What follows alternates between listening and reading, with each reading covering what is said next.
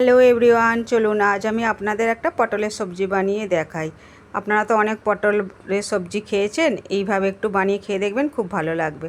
চলুন, পটলগুলোকে আমি কিন্তু গোটা গোটাই রেখেছি, মধ্যেখান দিয়ে একটু কেটে দিয়েছি। দেখুন এখানে কি মশলা লাগবে, দেখুন বাদাম, পোস্ত, সর্ষে, লসুন আর কাঁচা লঙ্কা সব নিয়ে একটা পেস্ট বানিয়ে নেব। আর এর সাথে টমাটোর পেঁয়াজও দেবো। এই দেখুন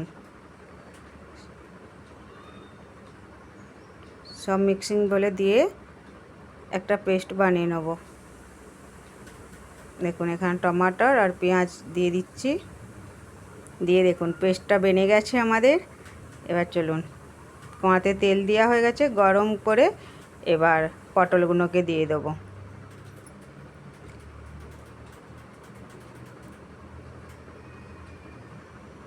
পটলগুলো ভাজা হয়ে গেলে, এই দেখুন পটলগুলো ভাজা হয়ে গেলেই তুলে নিয়ে এবার ওতে একটু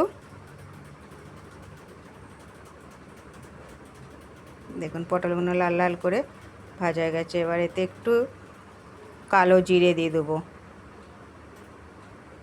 এই সবজিটাতে একটু কালো জিরের ফোড়ন দিলে ভালো লাগে খেতে। এরপরে ওই পেস্টটা দিয়ে দেবো, এখানে মশলাটা এই দেখুন দিয়ে ওতে একটু নুন আর একটু হলুদ গুঁড়ো দিয়ে দেবো। দিয়ে ভালো করে একটু নেড়ে নেব। দেখুন মিক্স করে নেব একটুখানি ভালো করে।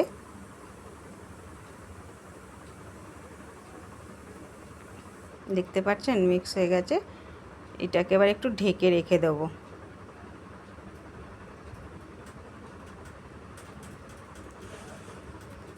দেখুন ঢাকার পরে এরকম একটু ভাজা হয়ে গেলে তারপরে আমি এবার এতে একটু এই পটলগুলো সব দিয়ে দেবো।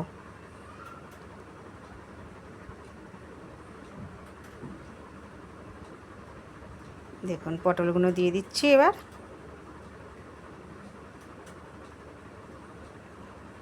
এতে একটুখানি জল দিয়ে দেবো। জল দিয়ে আবার ঢেকে রেখে দেবো 10-5 মিনিটের জন্যে। দেখুন এতে একটু জল দিয়ে দিচ্ছি, অল্প করে একদম। দেখুন এবার ঢেকে রেখে দেবো 10-5 মিনিটের জন্যে।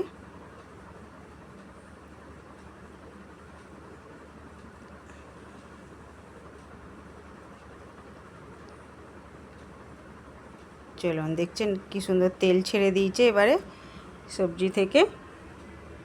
চলুন এবার ঢেলে নেব, হয়ে গেছে আমাদের সবজি। এই দেখুন কি সুন্দর দেখতে লাগছে, আর খেতেও কিন্তু খুব সুন্দর। দেখুন এখানে আমি ভাত বেড়ে নিয়েছি, তার সাথে একটু লেবু নিয়ে নিয়েছি। দেখুন এত সুন্দর খেতে হয়েছিল না, কি বলবো। আপনারাও এরকম করে বানিয়ে খাবেন। চলুন টাটা।